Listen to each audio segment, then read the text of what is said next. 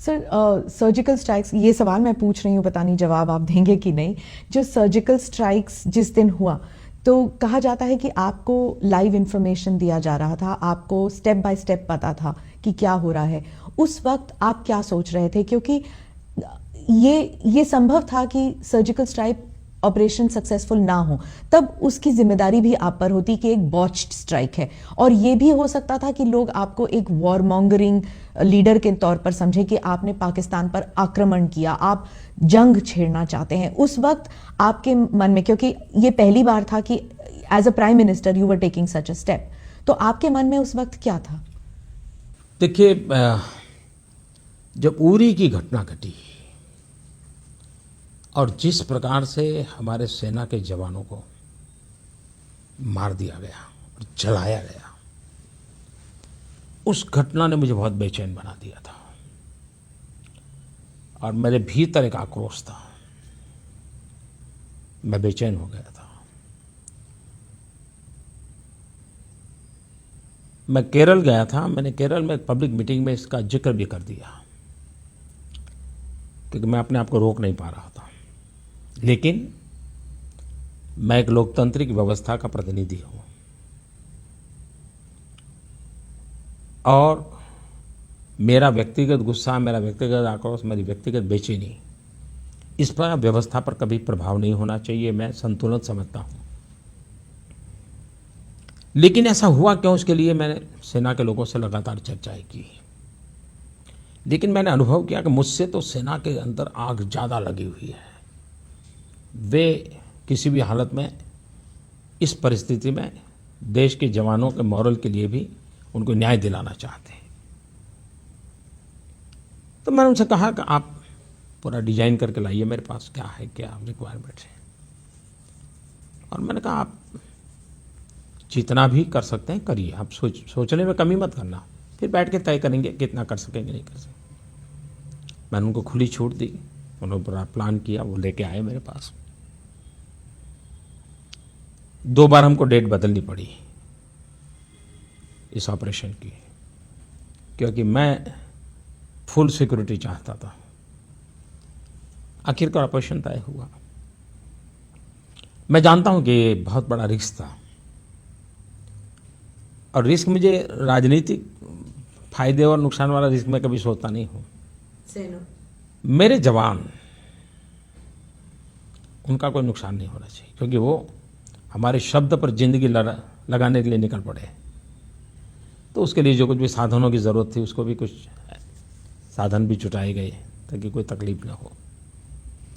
दूसरा ये तय किया कि उनकी ट्रेनिंग होनी चाहिए, तो ट्रेनिंग बड़े स्पेशल तरीके से की गई और वो भी सीक्रेसी मेंटेन करने, तो स्पेशल ट्रेनिंग की गई। उसमें भूभाग, वहाँ की अड़चनें, उसको भी देखा गया। क्या क्या रुकावटें आ सकती हैं, इमेजिनेशन करना, उसकी भी चिंता की गई। और मैं इन चीज़ों को, मेरे लिए एक बड़ा लर्निंग एक्सपीरियंस था, तो मैं भी उसको ज़रा बड़े चाव से समय दे करके देखता था कैसे कर रहे हैं, क्या कर रहे हैं, और मुझे भी एक सीखने को मिल रहा था। फिर हम जब बैठे तो हमने निर्णय किया कि भाई अब सो एंड सो डेट हम करेंगे। कौन कहाँ रहेगा, उसका मेन टीम के लोग, वो भी तय किया। और तय ये किया कि सूर्योदय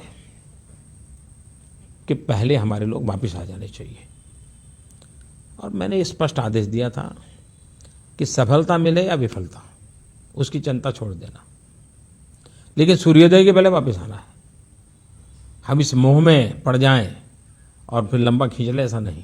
जो भी करना, कैजुअलिटी नहीं होनी चाहिए, सक्सेसफुल मिशन, सक्सेसफुल हो विफल हो, लेकिन सूर्योदय के पहले वापस आना है। हो सकता है हम विफल होकर के लौटना पड़े तो विफल होकर लौट, मतलब सुसाइड मिशन नहीं था। लेकिन मैं मेरे जवानों को मरने नहीं दूंगा, ये मेरा पहला इंस्ट्रक्शन था।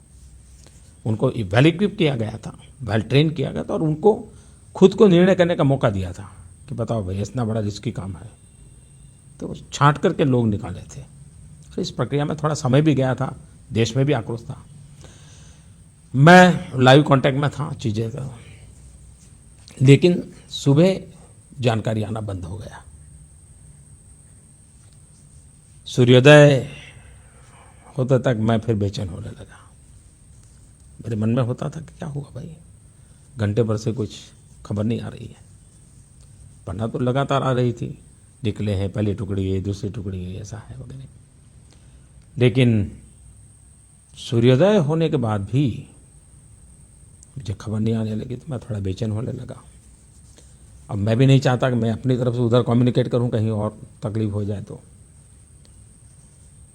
काफ़ी यानी करीब करीब सूर्योदय के भी 1 घंटे के बाद वो समय मेरे लिए बहुत कठिन था, बहुत मुश्किल था, क्योंकि मैं जिंदा लौटने की खबर सुनने के लिए मैं बड़ा रात। वहाँ कितना नुकसान हुआ वो बात का विषय है, लेकिन मेरा जवान जिंदा लौटे मेरी पहली प्राथमिकता थी।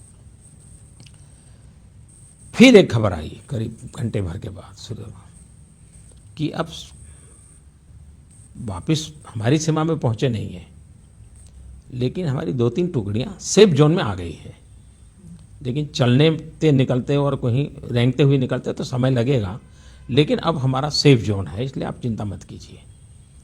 मैंने कहा फिर भी आखिरी व्यक्ति के पहुंचने तक मुझे खबर चाहिए। लेकिन वो हम करीब सूर्योदय के बाद 2 घंटे तक वापस आने का क्रम चला, और जब आखिरी व्यक्ति आ गया तो फिर हमने कैबिनेट कमेटी ऑन सिक्योरिटी की मीटिंग बुलाई और उनको मीडिया ने, आर्मी के लोगों ने आकर के सारा ब्रीफ किया। उसके बाद पाकिस्तान को बताना ये काम कैबिनेट कमेटी ने, सिक्योरिटी ने तय किया, और पहले पाकिस्तान को सूचना करो कि ऐसा ऐसा हुआ है, और उसके बाद मीडिया को बताना। तो पाकिस्तान के लोग टेलीफोन पे आते नहीं थे। मीडिया को 11 बजे बुला लिया था। मीडिया भी परेशान था कि भाई ये क्या बात है, बोलते नहीं कुछ। बात करीब 11:30 पौने 12 बजे हुई, तो 12 बजे फिर प्रेस को, सारा देश को बताया। तो मेरे लिए ये पल बहुत ही एक प्रकार से एक्साइटमेंट भी था, चिंता भी थी, और मैं पूरी तरह खुद इन्वॉल्व था, तो बारीक नज़र ले रहा था। लेकिन जिस प्रकार से ऑपरेशन किया, जिस बारीकी से किया, हमारी सेना की शक्ति का मुझे एक नया परिचय हुआ जी। हमारी सेना में ये जो सामर्थ्य है अद्भुत है जी, और मैं तो सर झुकाकर उनको नमन करता हूँ। कितनी बारीकी से, इतनी परफेक्टली उन्होंने प्लान किया, और इसलिए गर्व होता है हमारी सेना पर।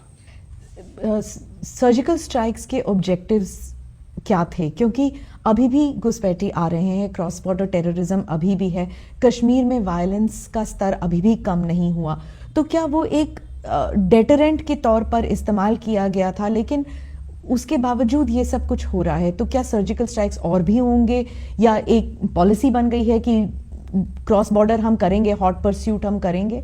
पहली बात है कि इन चीज़ों को मैं मीडिया के सामने कहना उचित नहीं मानता हूँ, वो ठीक नहीं होगा मेरे लिए।